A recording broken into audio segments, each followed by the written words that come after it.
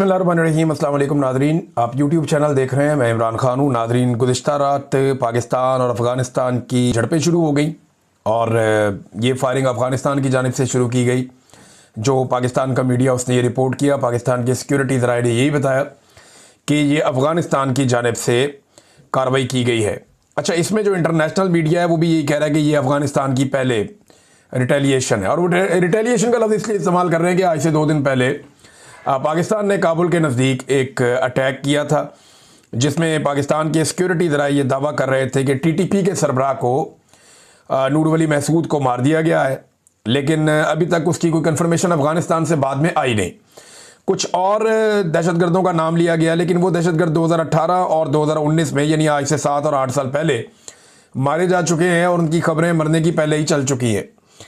अब इस इंसिडेंट के बाद पहले अफ़गान मीडिया या अफ़गानिस्तान की हुकूमत की जानिब से धमकी आवेज़ रवैया इख्तियार किया गया और उन्होंने इसकी मजम्मत भी की। उन्होंने कहा जी पाकिस्तान हमारे जो टेरिटरी है उसके अंदर आके खिलाफ वर्जी कर रहा है, और फिर उन्होंने रशिया का और साथ में उन्होंने अमेरिका का मिसाल भी दिया कि उनके साथ इन्होंने बड़ी लंबी जंगें लड़ी हैं। देखिए, अफ़गानिस्तान एक ख़ास तरह की लंबी जंग तो वो लड़ देते हैं, लेकिन पाकिस्तान ने एक जंग में उन्हें भरपूर सपोर्ट दी और दूसरी जंग उन्होंने खुद ही लड़ी है।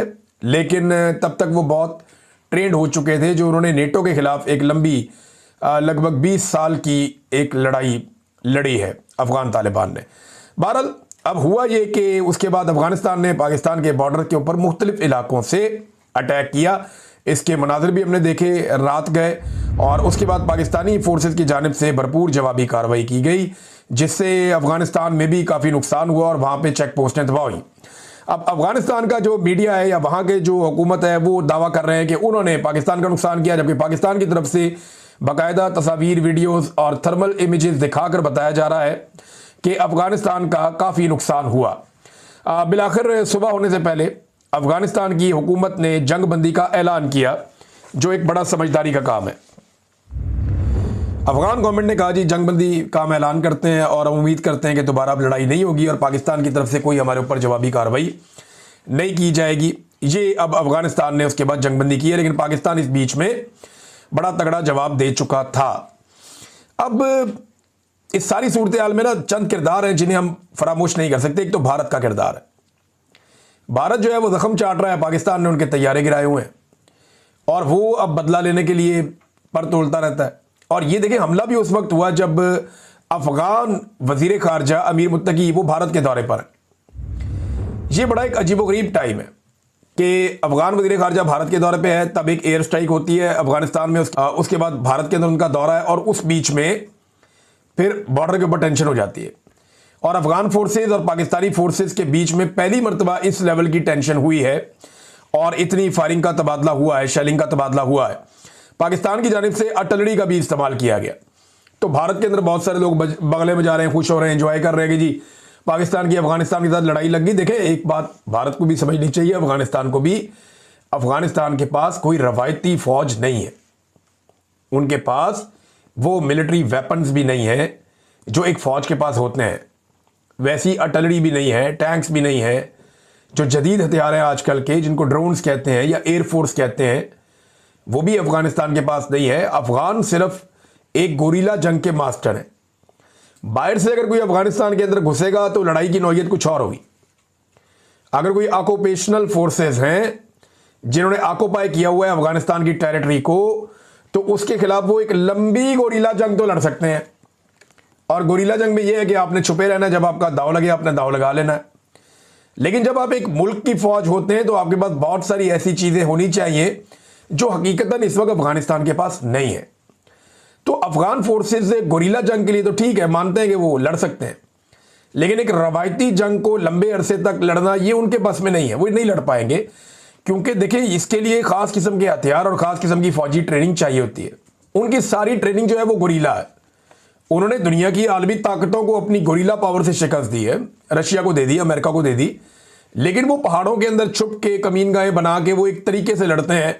पाकिस्तान के साथ उनकी वैसी लड़ाई हो नहीं सकती। हाँ, ये जरूर हो सकता है कि वो पाकिस्तान के साथ अगर ताउन ना करे तो पाकिस्तान के अंदर दहशतगर्दी के वाकयात बढ़ते जाएं, या अफगानिस्तान पाकिस्तान के अंदर जो है वो गुरीला वॉर के अंदर सपोर्ट देना शुरू कर दे उन एलिमेंट्स को जो पाकिस्तान के अंदर फोर्सेस के ऊपर अटैक करते हैं। ये दूसरी बात है। तो ये वैसा नहीं है जैसा लोग समझ रहे हैं, इंडियन समझ रहे हैं कि अफगानिस्तान पाकिस्तान को फतह कर लेगा, जो कोई अटैक कर लेगा, ऐसा नहीं होगा।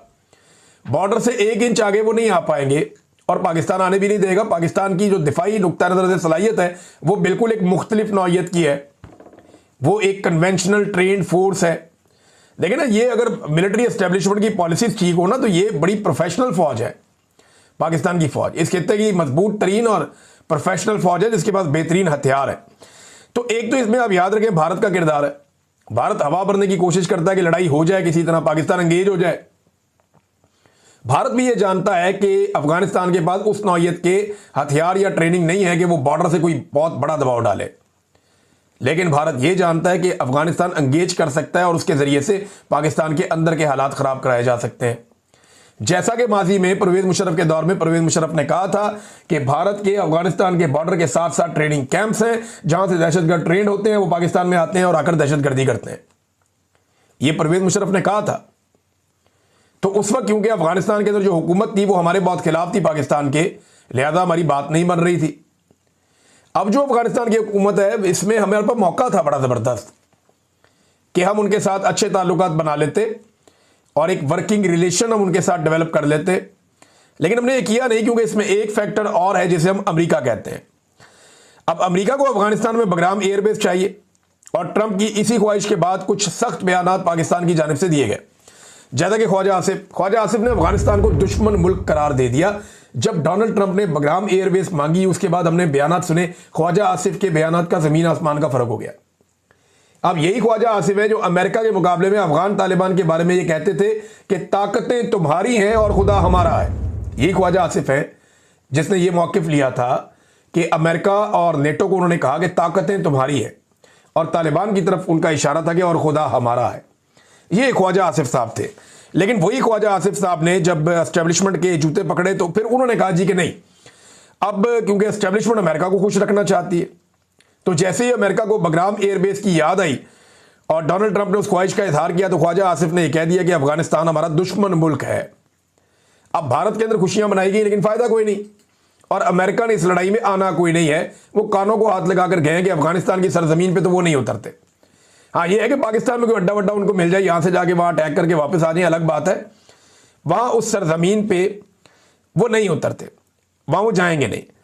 अब ट्रंप जो है उसके बाद एक और मौका था गुज़िश्ता रात, तालिबान ने खुद ही जंगबंदी कर दी, वरना ट्रंप फायदा उठा सकता था और वो ये कह सकता था कि 1 साल में मैंने 9 जंगें रुकवाई हैं। इससे पहले वो 8 जंगों का दावेदार है। 9वीं जंग का भी मौका मिला हुआ था रात को। अगर ट्रंप को जगाकर ये कहा जाता, फौरी तौर पे ये कहा जाता कि जनाब आप इसमें मुदाखलत करें, तो फिर ये जंगबंदी भी अपने खाते में डोनाल्ड ट्रंप डाल सकते थे। अच्छा नाज़रीन, इसमें कुछ चीज़ें और हैं वो हमें याद रखनी पड़ेगी। गल्फ ममालिक जो हैं उनका बड़ा इंपॉर्टेंट रोल है क्योंकि दोनों मुसलमान मुल्क हैं जिनमें लड़ाई हुई है। पाकिस्तान अफगानिस्तान को हमेशा अपना ब्रादर इस्लामी मुल्क कहता रहा है। पाकिस्तान ने बड़ी कुर्बानी दी है, बहुत बड़ी तादाद में अफगान मुहाजिरीन को पाकिस्तान में जगह दी है। जब रशिया ने अटैक किया तब भी और जब अमेरिकन ने अटैक किया तब भी ये मिलियंस के अंदर लोग पाकिस्तान में रहते रहे और वापस भी गए हैं। तो पाकिस्तान इनके साथ बेहतरीन ताल्लुकात बना सकता था, रख सकता था, लेकिन पाकिस्तान का वजीर खारजा जो बिलावल था, इमरान खान का रिजीम चेंज हुआ तो इमरान खान का नुक्ता नज़र था कि अफगानिस्तान के साथ ऐसा ताल्लुक बनाया जाए कि दहशतगर्दी का मसला हमेशा ख़त्म किया जाए और उस पर काम हो रहा था। लेकिन बिलावल ने पूरी दुनिया का ट्रैवल किया, अफगानिस्तान का ट्रैवल नहीं किया। और गल्फ ममालिक की जानिब से 2 ममालिक का स्टेटमेंट मेरे सामने पड़ा हुआ है, एक सऊदी अरब का और एक ओमान का। ओमान में जो है वो उनके बहुत बड़े जो आलिम हैं जो सरकारी उनकी जानिब से, और दूसरी जब सऊदी अरब का भी एक सरकारी स्टेटमेंट है और उन दोनों ने जंगबंदी का कहा और दोनों ममालिक को कहा कि आप आपस में बातचीत कर लें। अब ये जो तालिबान हैं जिनके साथ पाकिस्तान की झड़प हुई है, ये पाकिस्तान ने तैयार की है, ये बात हमें याद रखनी पड़ेगी। अमेरिका के और गल्फ ममालिक के कहने पर या नेटो ममालिक जो थे उनके कहने पर हमने इन तालिबान को यहाँ पे तैयार किया था। पाकिस्तान में दुनिया भर से इनको इकट्ठा किया था, अफगानिस्तान से हम इनको यहाँ पे लेकर आए थे। ये पाकिस्तान के मदारिस में तालीम हासिल करते थे, पाकिस्तान को बहुत सारे डॉलर्स मिलते थे, हमने इनको ट्रेनिंग दी, इनको हथियार दिए, इनको हथियार चलाना सिखाया, इनको जंगी हिकमत अमली सिखाई। फिर ये अपने इलाकों में गए और ये लड़ते लड़ते बहुत ट्रेंड हो गए और इनकी तादाद बढ़ती गई और अब ये इतने ताकतवर हो गए कि इन्होंने पूरी दुनिया की वहां फोर्सेस थी उन सबको इन्होंने शिकस्त दी और अफगानिस्तान छोड़ने पर इन्होंने मजबूर कर दिया। एक वक्त था ये सारे मुजाहिदीन कहलाते थे, कहा जाता था कि ये सारे हक पर खड़े हैं, हक बजानिब हैं और ये तालिबान जो हैं ये हीरोज है। मुझे अच्छी तरह याद है एक मूवी हमने अपने बचपन में देखी थी, वो आपने नाम सुना होगा सिल्वेस्टर स्टैलोन का, रैम्बो, रॉकी भी उसकी मूवीज है, रैम्बो भी उसकी मूवी है। आप अच्छी तरह चेहरा पहचान लेंगे, पाकिस्तान में बड़ा मकबूल है।